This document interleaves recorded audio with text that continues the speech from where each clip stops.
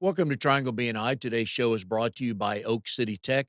We talk every week, folks, about the digital world and how loud and crowded it is, and everybody's screaming something, whether they're right or wrong. And there's like a million new people every week out there. So you need professionals like the folks at Oak City Tech to help you get seen and found by your future clients.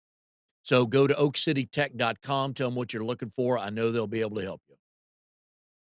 Hi, everybody. My name is Mike Manning. Each week on Triangle BNI, we bring you a small business success story. If you are not familiar with BNI, it is Business Networking International, the world's largest networking organization.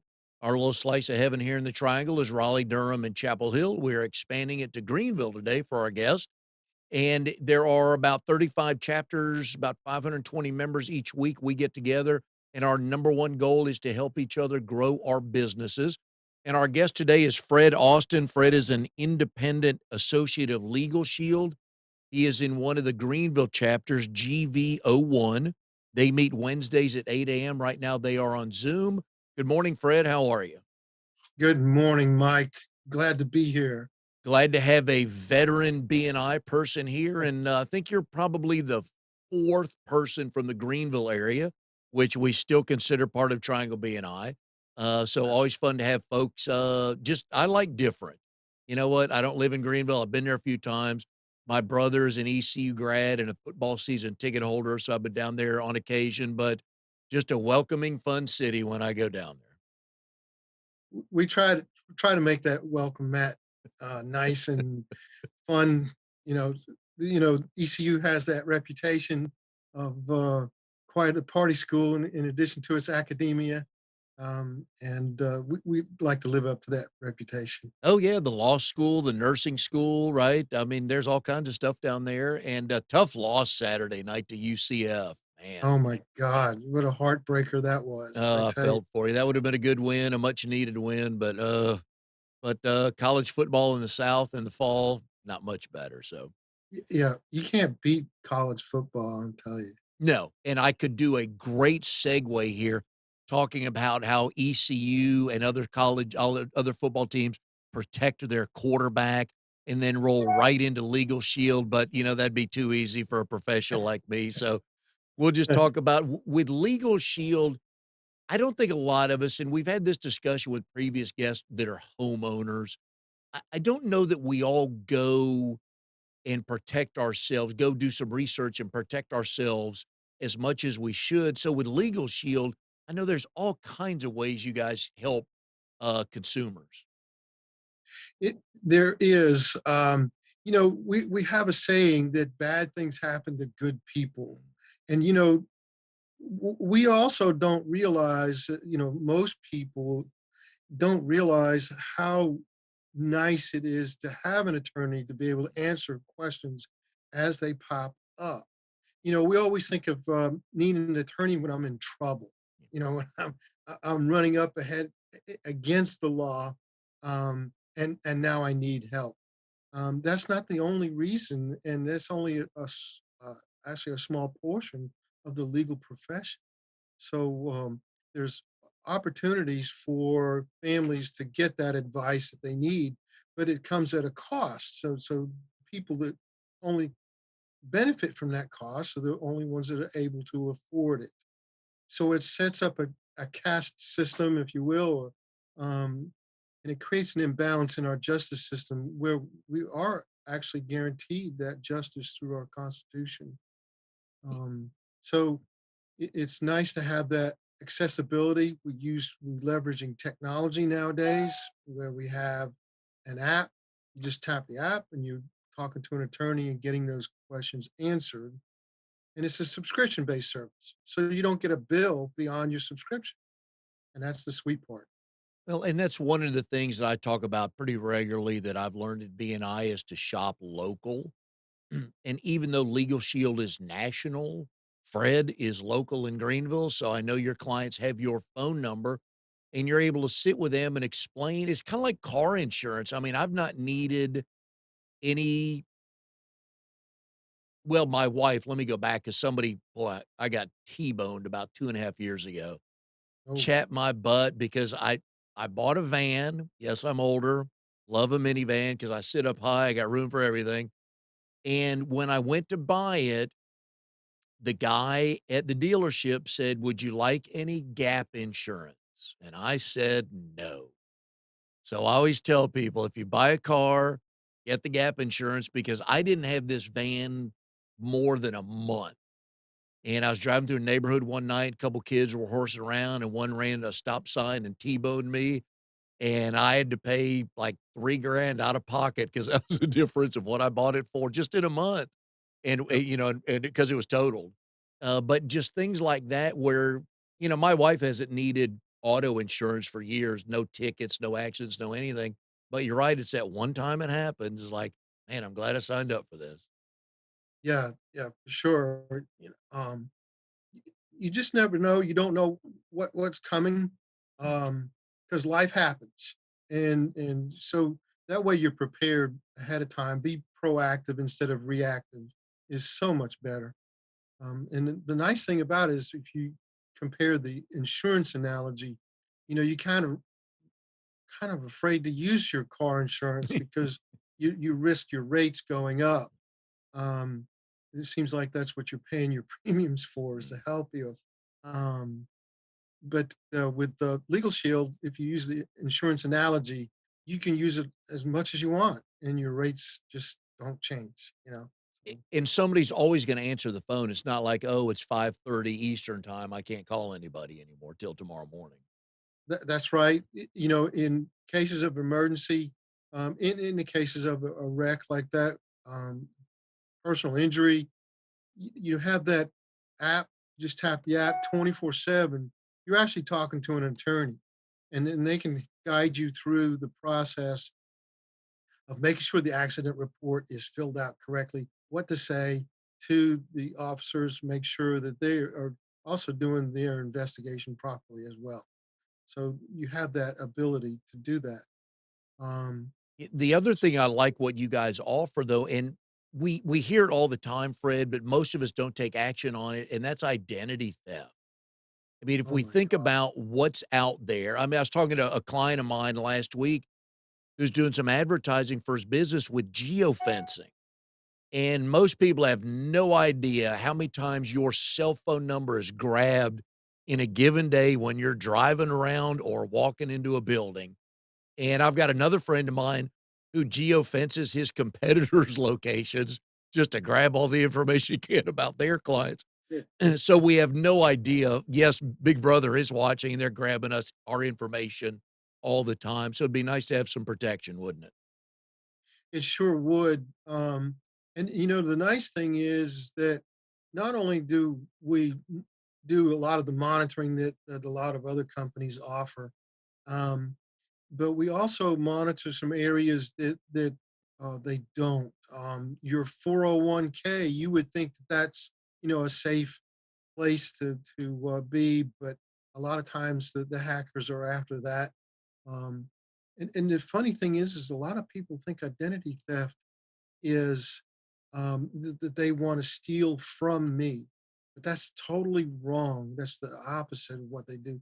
They actually create duplicates of you, little mini yous all over the place. They'll create you, you, and you, and you.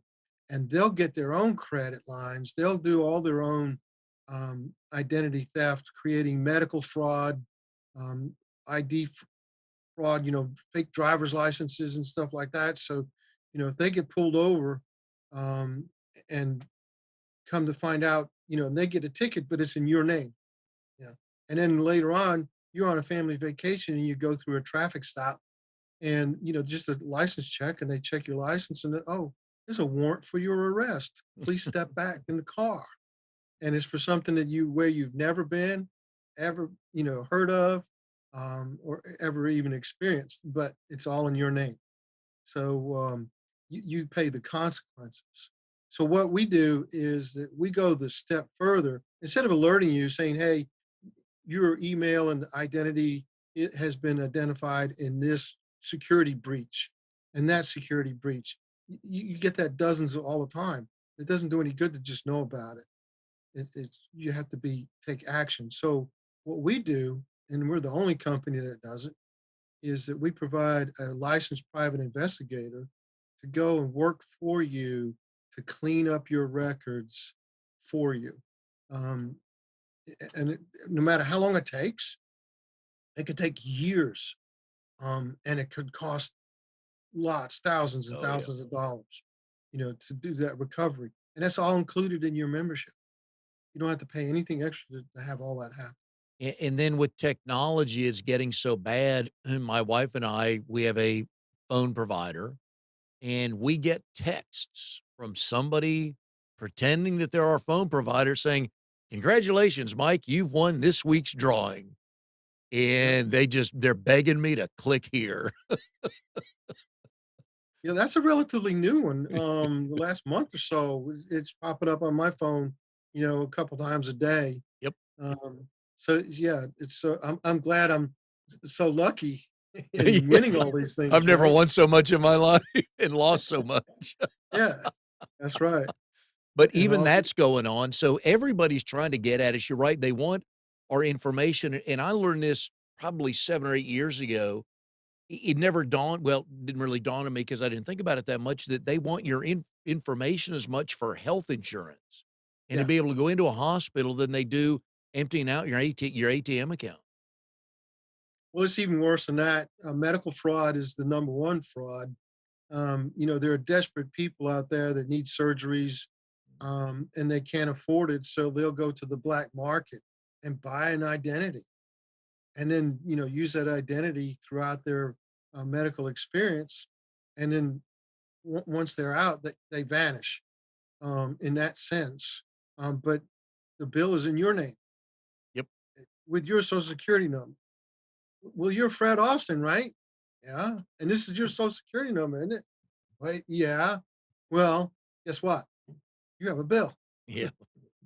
Or worse, you're coming with us, right? Yeah, yeah. I mean, there's, amputations where you have still both legs and Mhm. arms. Yeah. It's shocking how that goes on. Yeah, and the cost of that to do for you to fight it as Citizen Fred without Yeah. any coverage, it'd bankrupt you probably. Yeah, it's very expensive. You have to take time off of work. Mm. You have to hire your attorneys at the standard rates, and it's a mess. It E is really a mess. Even though you're walking into the courtroom with both legs and the money was from, they had to take my right leg, right? A Yeah, little common yeah, sense, but that's another podcast, so yeah, but yeah. it's just the little things like that that, yeah, what are the odds it's gonna come back on you? Don't know. Wouldn't even begin to tell somebody that it will, because I don't know, but man, you're right, the one time it does, it's like the Well, world dropping down on you. and it accumulates over years too. It may not be truly discovered until you're amazingly, thousands, tens of thousands, hundreds of thousands of dollars in debt. Mhm. You don't know that boat riding by on the trailer behind that nice truck might be yours. It just says thank you on the back, you're wondering like, "Wow, That's right. who are they thanking?" Do things like that come up if you're getting ready to buy a house? Would something like that be part of the due diligence on the closing attorney? Yeah, absolutely. Where you run into that, that's usually in a common credit check, though. Well, you'll find some of those Okay. markers. Yeah, And how often do you recommend people, because you get 1 free credit check a year on yourself? right. Is Well, that through each of the 3 services or just once a that month? I think you get a free one from each of the services Okay. once a year now. But with our service, you get it as soon as you open up the app. You just open up the app, and right there at the beginning, when you log into your ID Shield app, it shows you what your credit rating is right at the moment. Oh, okay. Yeah, And if you obviously are a Legal Shield client, if I steal your information and I live in Boise, Idaho, and I go to use your information, does how long does that take for it to get to you, that or the company that like, "Hey, somebody's trying to use your Social Security number?" well, once it flags it, very quickly. As soon as it makes the rounds into the system, it then says, "Well, oh, wait a minute.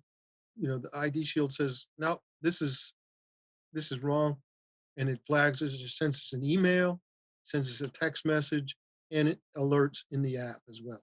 Good. Yeah, and then they show a picture of 28-year-old Fred Austin in Boise, Idaho, who's 6'6", and, right? Yeah, Which, would have been nice, but, wrong time, wrong place. So, we are here with Fred Austin, independent associate for LegalShield. Fred is in GV01. That's a Greenville chapter. So if you're in the Greenville area, Wednesday mornings at 8 a.m., they're on Zoom right now. But if you want to meet a good group of small business owners, tight group, they're always helping each other, and you're in the area, please go to their website and jump on Zoom and join their chapter. Today's show is brought to you by Oak City Tech.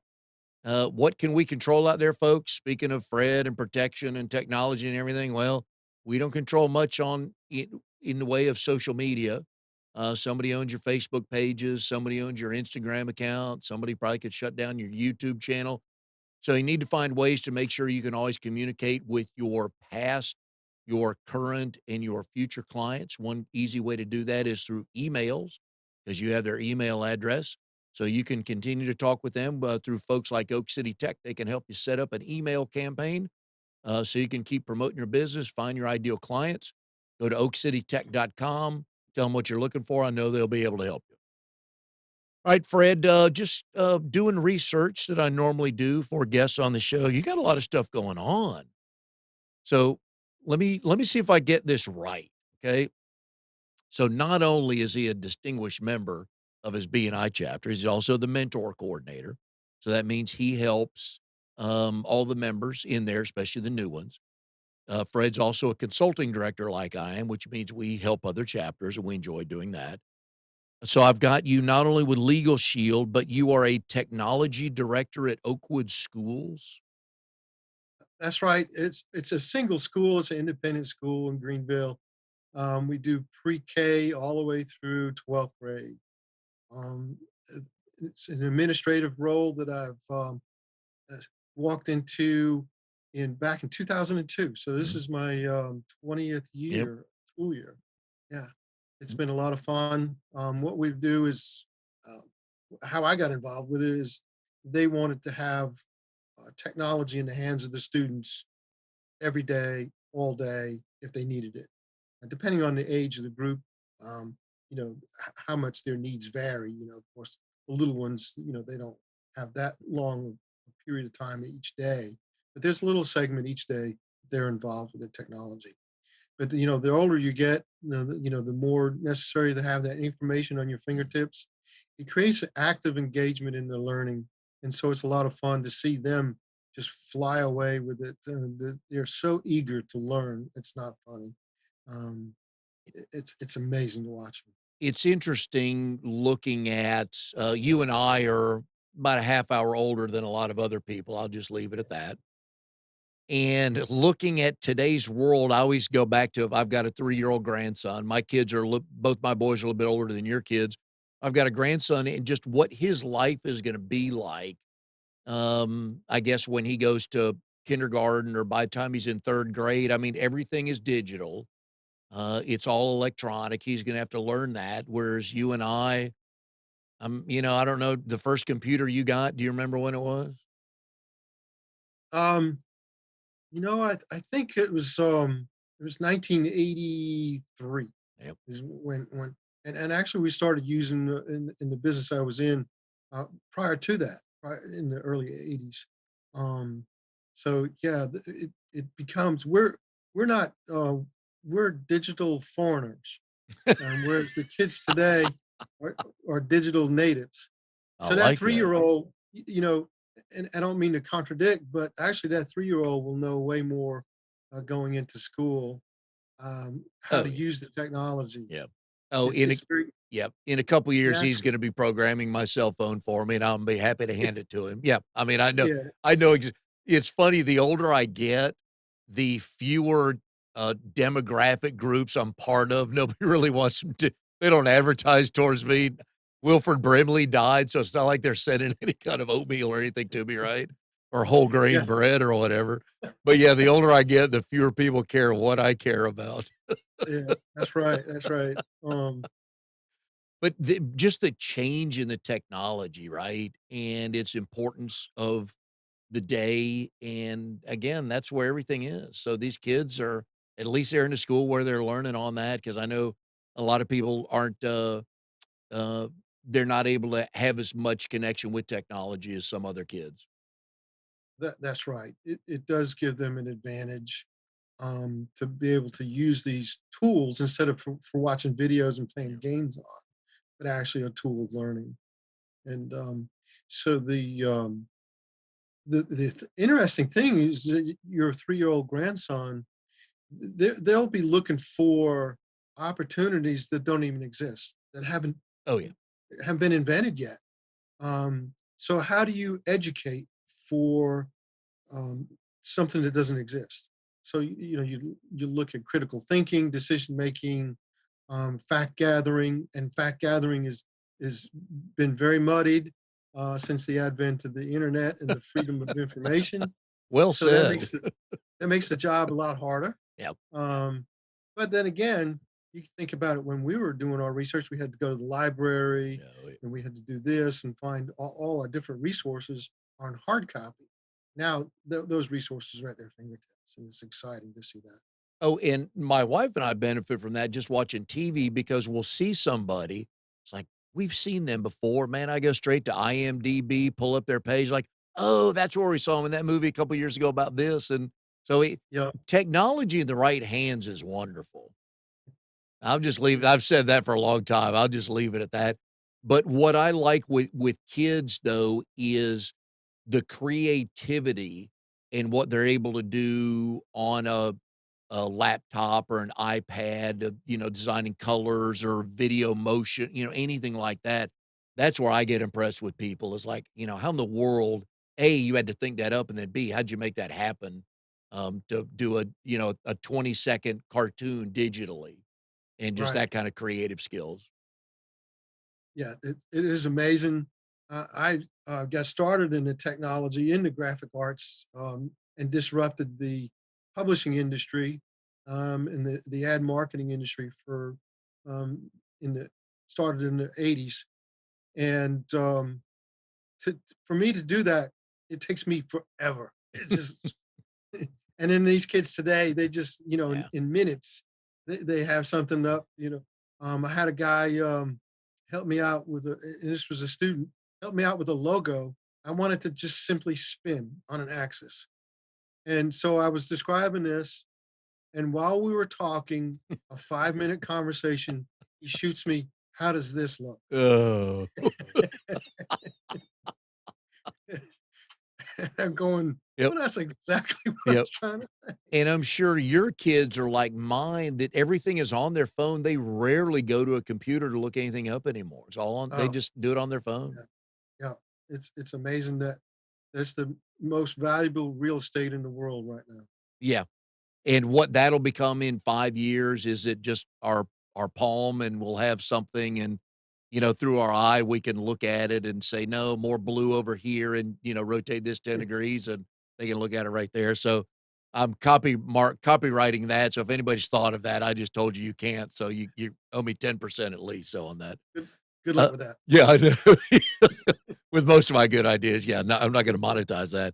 You're 20 years with Nova, is it Novus Micro? So Novus Micro is, yes, is a small business that I operate. It's kinda wound down pretty much. I have, like, 1 client now. Um, but, it was outsourcing, technology outsourcing, Okay. uh, make it convenient for people to, do special projects because, their staffing is limited. They know how to do it, they just don't have the time to do it. So we Yeah, come in there like, the Green Berets, come in there, get the job done efficiently, and boom, we're out. yep. Alright, so here's the favorite thing I learned about you. I did not know this. I knew where you went to school, but I didn't know how you went to school. Let me just tease it that way. So on your LinkedIn page, you got a BS in biology from East Carolina. That's right. Wonderful school. You started there in the year of 1972, and you graduated in the year of 1990. Now, I know people like to study, Fred, but that wasn't my first thought when I saw those 18 years. But you did say that you fell in love, got married, and your son one day finally said, "Dad, get a job." That's right. So 18 years, walk me through some of those, highlights there. Well, see, so originally I was on the 20-year plan to graduate, but I finished early. I did it in 18. So, so there's that. Your parents That are so proud, aren't they? Yeah, yeah, absolutely. Um, so what happened is that I ran out of money, which was always tight to begin with. Starting, it was the first time in my family to go to a 4 year, and so all of that economics was playing out. I ran out of money, the maturity ran out of that. I'm not sure it was there to begin with, um, but yeah. Then I got involved in the business world in a couple of startups and whatnot, and uh, wine was involved with that. Um, Started to managed the very first wine shop in the city of Greenville. Wow. So that was a lot of fun. And then I ended up going wholesale after that. But anyhow, yep. And my son was born in 1978. Um, and he did say that, I tried. I went back to school after he was born, started that spring semester, and it just wasn't working out. So had to put the brakes on that again. And W so I did do some startups and whatnot. Learned a lot along the way. We sold a company that we started up, and I had a couple opportunities, and they would find out. I'd even go through an interview process, multi-level interview process, and they said, "Well, exactly when did you graduate?" Because on the resume, if you look at the dates, like you brought Yeah. up earlier, it looks like I've been there 4 years. And say, "Well, honestly, I have not finished my degree." Boom, end of conversation. Get up and walk out, and Yeah. leave me alone in the room. Yet you Please. had started a business and sold it Oh during my that God. time, and you get no credit for it, which is, Oh, again, another podcast on a college degree, but if you bring yeah. some street cred to the job, I kinda think they need to sit and listen to that a little bit more. And this was in the pharmaceutical industry too, and I had that biology background. Um, so that I kept banging my head on that, and then finally I said, "Nope, finally, I'm going back. I don't care what it does." And finish up. And I did. And as soon as I finished up, um, my income opportunities doubled. So, Yeah, isn't that something? yeah, Yeah, just to get it perspective. were you the oldest one in your graduating class? Well, there was often students would ask me, "Well, what courses was I teaching?" So, Yeah. yeah. Or did you vote for Kennedy? Oh, yeah, Uh, just they're all there, aren't they? So, oh, yeah, absolutely. Uh, looking back on that, what would you have changed anything? hmm, it's hard to say. I really have accepted all of my decisions. Um, and would I have changed anything? Maybe stuck it out and get that, in that the original 4 year plan of a lot of people are 5th year seniors.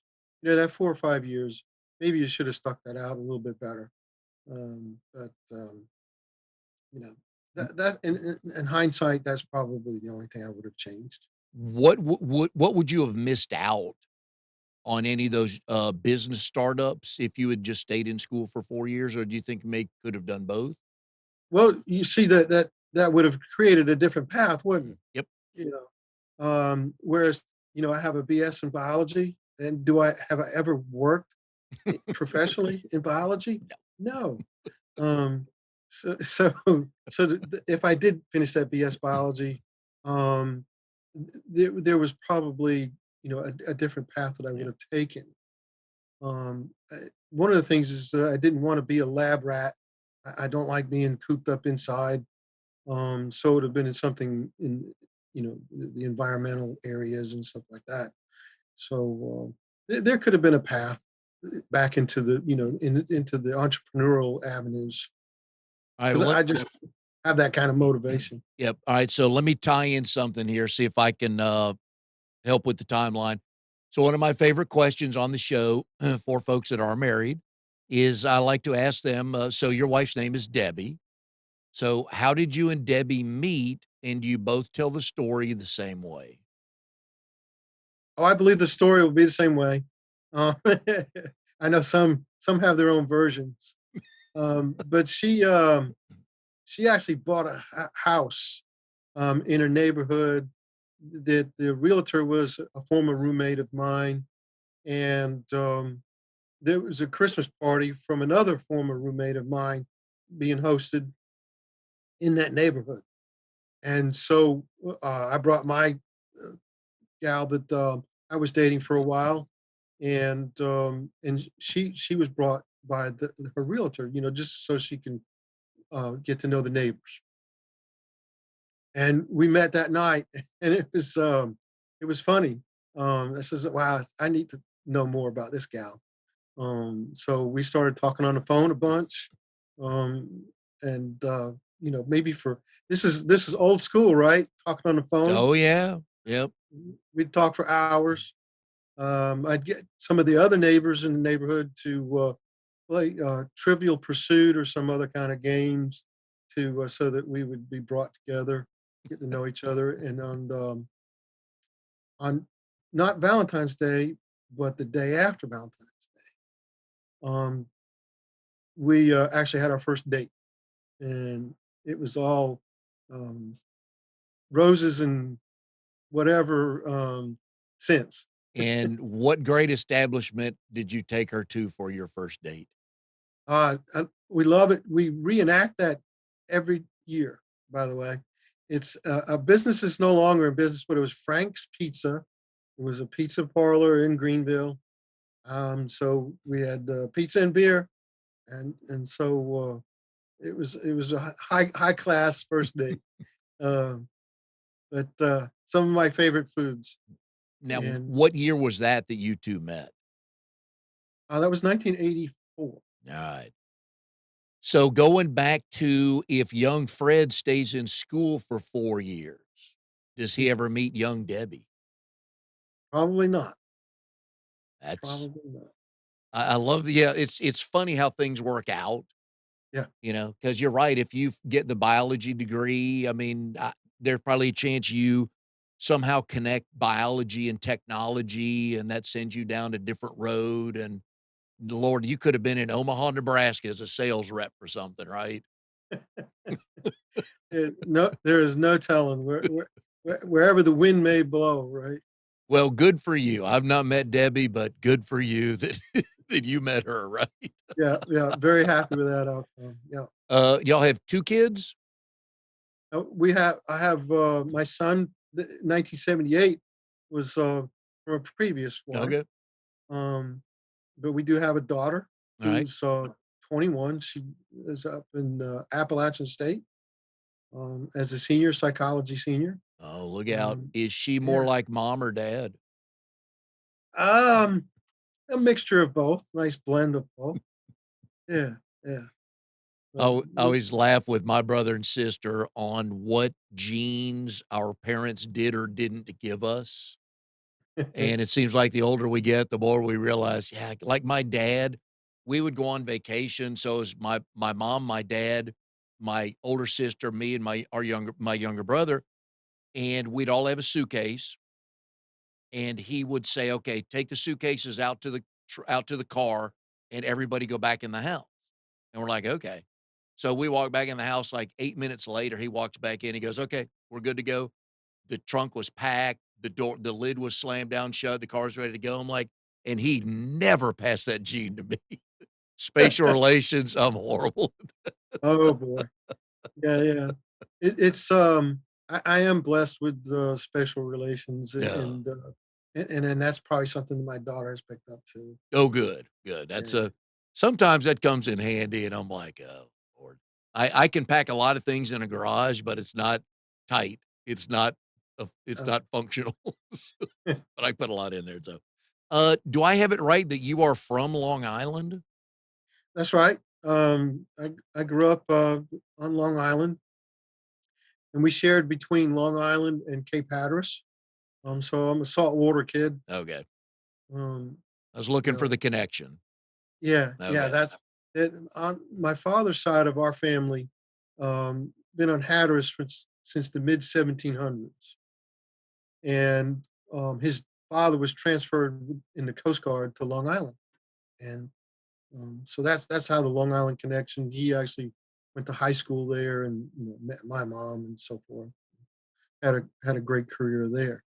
So when did Yeah. you move down here? Um, 2 weeks after graduating high school, Oh, okay. mom, dad, love you, bye. So you grew up in Long Island, that was the only place you knew? Yes, between that and Hatteras. Okay, alright. But you Yep. realized first couple times you came down to Hatteras, you're like, "How quick can I get out of Long Island?" Well, yes and no. I mean, I had great childhood growing up. Um, the suburban New York City is has its pluses and minuses. At the time, when I was growing up, New York City was in a bad place, and so it wasn't really cool to go there at all, not like it is today. Um, and so I preferred, the country living, fishing, enjoying the beach all the time, um, and outdoor activities. So that made it a natural to transfer to Hatteras. So then Mets, Jets, Yankees, Giants, which side of these do you fall on? So all of the above, the Islanders too, you name it, anything sports in New York, I'm all for it. But I do tend to favor the Yankees. I do like the Jets, even though they've No. been non-existent Yep. for a couple decades here now. Since before your daughter was born, that's for sure. Um, that's right, that's right. But and when I'm growing up, I was, Mickey Mantle was still playing, and Roger Maris, and Yep. all the great Yankee players were still active players. Yeah. So we had that good fortune to see Mickey Mantle strike out more than he hit the ball. He was in the twilight of his Yes, career yeah. there. Yeah, He's still yeah. enjoying the evening life, right? Yes, he was. Now one of the things I like, about this show is a lot of times we'll have a first on the show, and I believe you are a first in that you are a beekeeper? Ah, another one of my hobbies. Yep. Yes, I am a beekeeper. It's an interesting hobby. Um, the bees don't read the manuals. Oh, Uh, like kids. they sort of, so you think herding cats is bad? You ought to try herding 30, 40,000 bees at a time. Yeah. How did you get into that? Um, that's the biology part of me. Um, I actually live in a forest. We have some acreage. There's mostly naturalized forest, and so that's part of my biology too. But beekeeping has always interested me. I was curious about insects. Insects were probably my favorite creatures in my biology studies. So it just kind of lent it a natural extension of all of that. And plus, they make honey. Yep. You Now know. we all have the picture of the beekeeper putting on the suit and walking out or wherever into the middle of all the hives. Is it that simple and that easy being a beekeeper? It is. You have to, you move slowly and steadily, no rapid movements, and generally they're fine. I do. I have a slight allergy to the bee stings, so and Mm. it's pretty uncomfortable to get stung. So I still wear the suit and the gloves and everything. There's a lot of folks that don't. They just go right on in there, and they're not bothered by the bees. The bees aren't really bothered by them. How much honey do your bees produce? It varies. Actually, the last 2 seasons, I believe, had like none to give away. I just what the bees made, I let them keep it for themselves because they need to have something to overwinter. But this year is a different story, and usually they're well finished by now making honey. But um, the last 2 weeks, I checked the hives, and they're still putting up honey in a major way.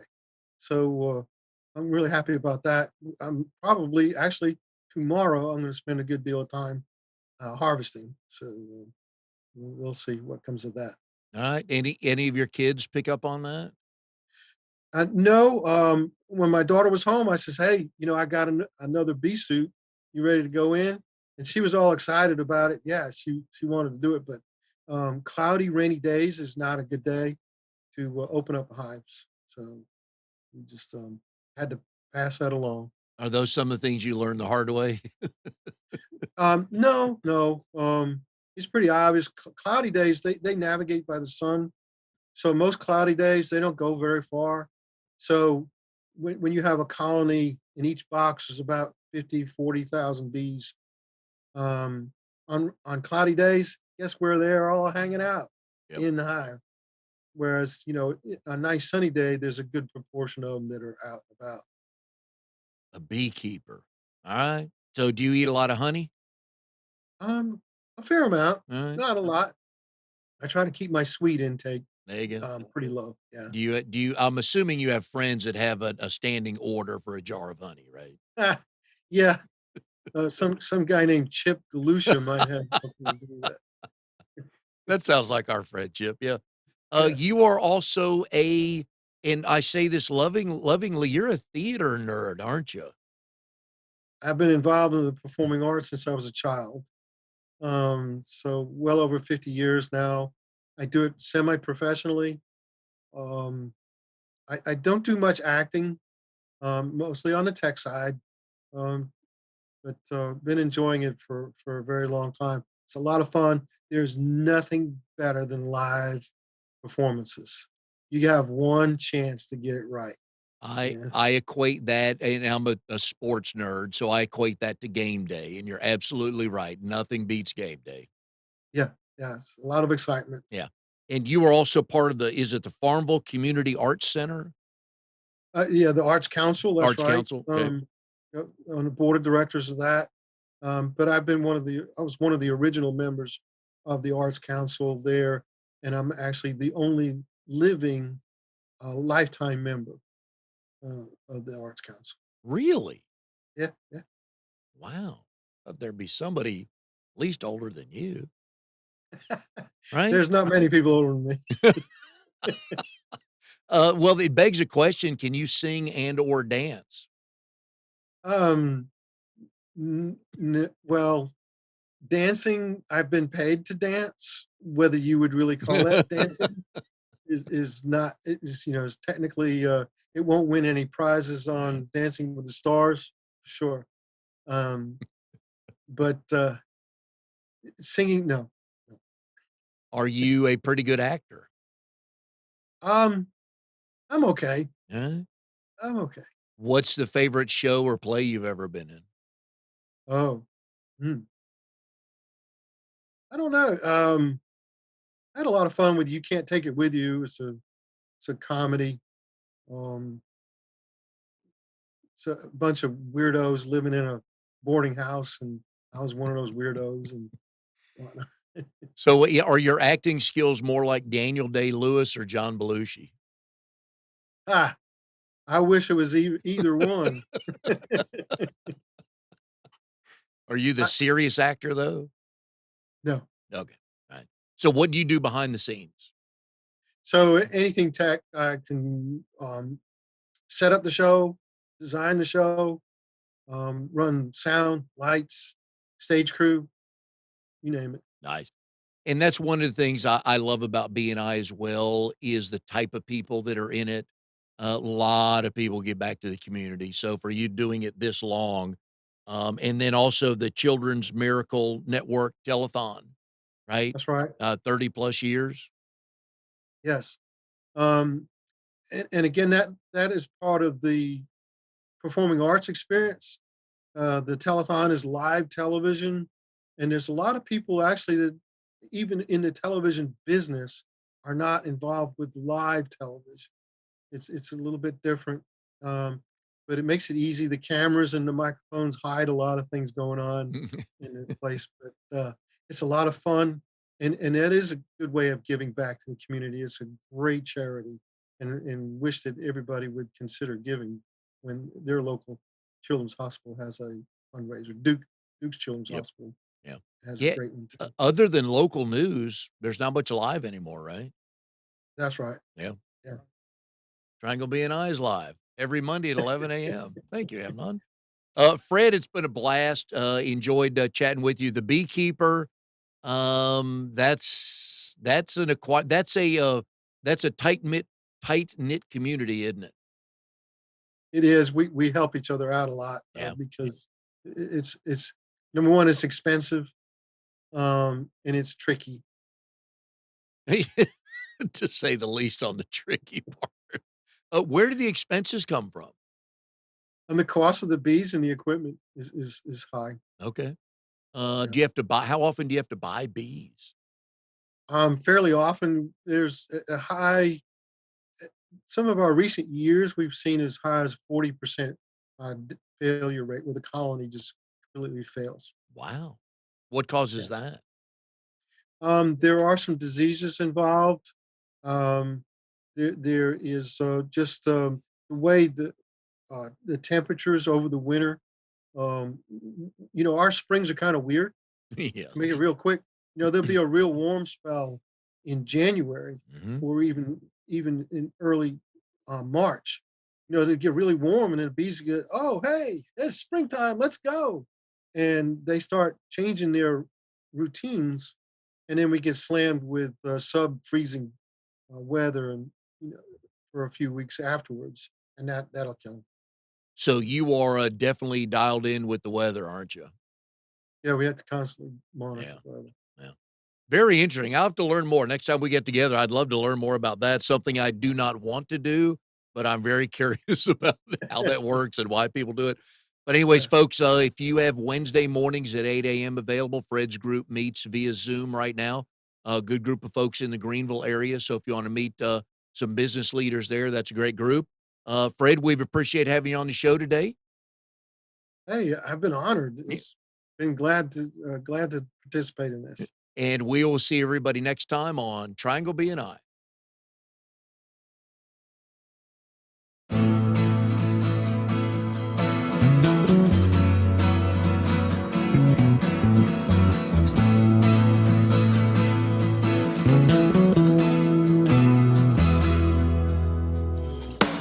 You are tuned to the Nissan Communications Network. If you tuned in too late, you can always watch each program in its entirety or download an MP3 audio file of it in the archives section at nissancommunications.com. Don't forget to subscribe to our YouTube channel, follow us on Twitter, and like us on Facebook. Sponsored by StreamingGear.com, Carolina Apparel, and DeltaForce.net.